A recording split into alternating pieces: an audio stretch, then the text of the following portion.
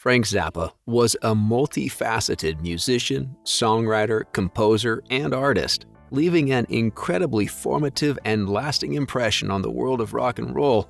His work has stood the test of time. But what are some of the top 10 Frank Zappa songs? Okay, it's really hard to pick given his immense catalog and the fact that everyone has their favorites, but here are some of Zappa's best songs, ranked in no particular order. So what makes Little Umbrellas so important? This song is incredibly crucial to understanding the genius of Frank Zappa for one particular reason: his compositional genius. This doesn't mean banging on timpani drums or cymbals, it's much more than that.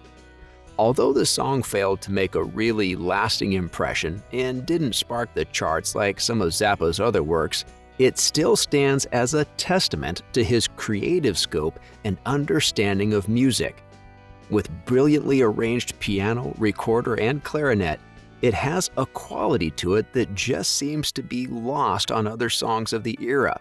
One aspect of Frank Zappa's genius is his ability to construct a song that has all the elements necessary for it to connect with the listener, and Little Umbrellas is a perfect example of this. Whenever you hear this song, it's almost impossible to stay sad or to avoid feeling something from it. It has that nature of casting you back through time and narrating a story. Dog Breath Variations is one of Frank Zappa's most complex and interesting pieces. It's a longer piece that will leave you wondering and entertained for the duration. From the Yellow Shark album, this piece is a combination of instruments. The song offers a type of orchestral complexity. And although many people claim that Zappa is compartmental, there is a point of view to his work that makes it unique and stands out. The complexity offered by the instruments makes this particular song stand out and offers something quite haunting. Another aspect of this song that propels it into what many consider the top 10 Frank Zappa songs is the fact that playing this song was Frank Zappa's last public appearance. As his cancer spread and he was in more pain, it was the last time we heard him play. Still, the resulting music was nothing short of beautiful and is a perfect testament to the greatness that was Frank Zappa. Chunga's Revenge featured a bass riff that was so iconic it went on to become a soloing staple of countless jam sessions with new bands and has been used as a sampler for other works. The album of the same name features Ian Underwood on distorted electric alto sax and Zappa on guitar. An interesting fact of note about this album is that one of the recordings was used for testing 4-track surround audio, a technique that has become widely used in modern cinema. Chunga's Revenge itself is a solid classical piece of music that is sure to always remain popular. It's a great introduction to Zappa's music and has become an iconic part of his work. A collaboration with Beefheart and Zappa, Muffin Man has become one of the most iconic and beloved works in their entire discography. The song is a great example of what made these two artists so magical together. Although many fans believed that Zappa and Beefheart were too contrasting to create something together, these two managed to do the impossible. There are numerous references to popular culture, and the weirdness of the song makes it one of the most memorable and longest-lasting Zappa works. 200 Motels Suite, specifically the orchestral version performed in 2013, is without question one of the top compositions by Frank Zappa. One of the most impressive aspects of Zappa's music is diversity, and the 200 Motels Suite is a great example of this. The suite is made up of several different musical segments, each one unique and impressive in its own right. It's almost impossible to get bored of Zappa's music.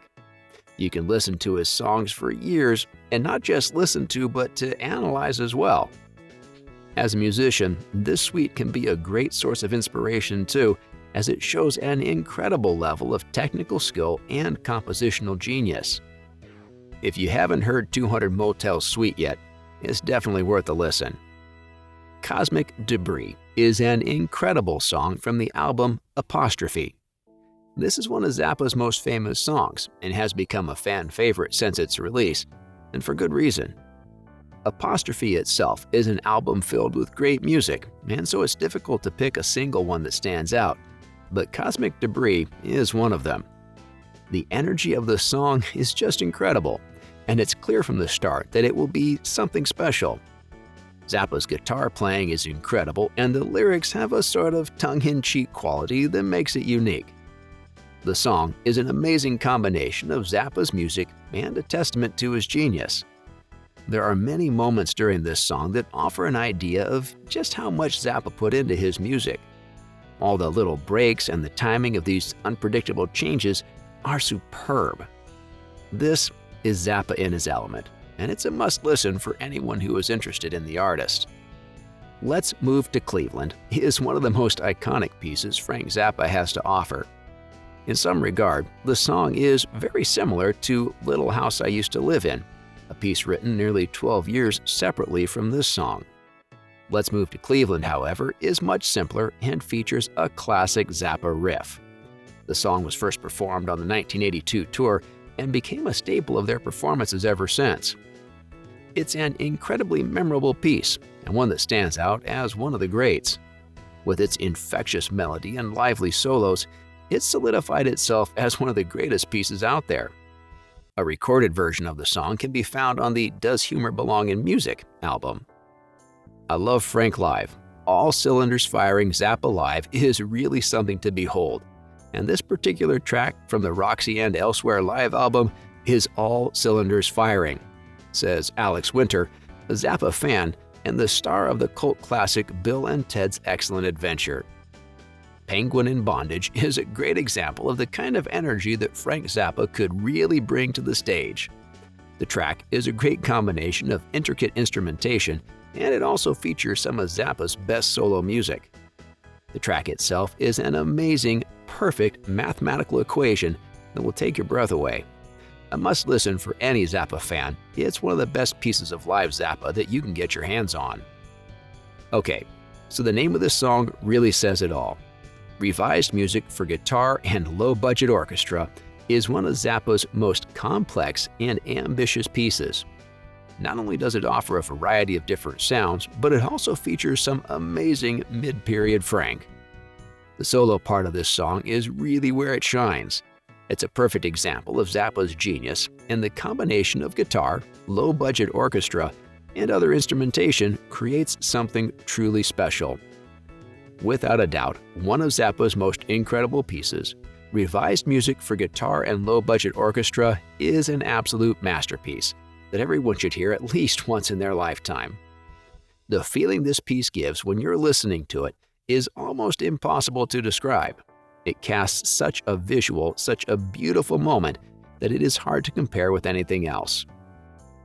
From the Freak Out album, Who Are the Brain Police is one of the most important songs in Zappa's career.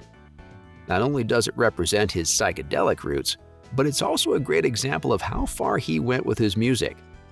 At the time, this song was extremely immersive and unique. The music, the lyrics, and the overall atmosphere all worked to create a song that was truly one of a kind. The track is a perfect combination of Zappa's love for experimental music and his incredible guitar playing. There are very few tracks that can stand up to this one in terms of how unique and bold it is. A must-listen for anyone interested in the diversity of Zappa's work. Ultimately, it's almost impossible to say truly which are the top 10 Frank Zappa songs. Every fan has their own opinion, and it's impossible to say with any certainty which is best, as there are simply too many great ones to choose from. But if you're looking for a great starting point, these 10 songs could be a good place to start. Each of them is an amazing piece of work by one of the true geniuses of rock music. That's it for this video though, so subscribe if you haven't already.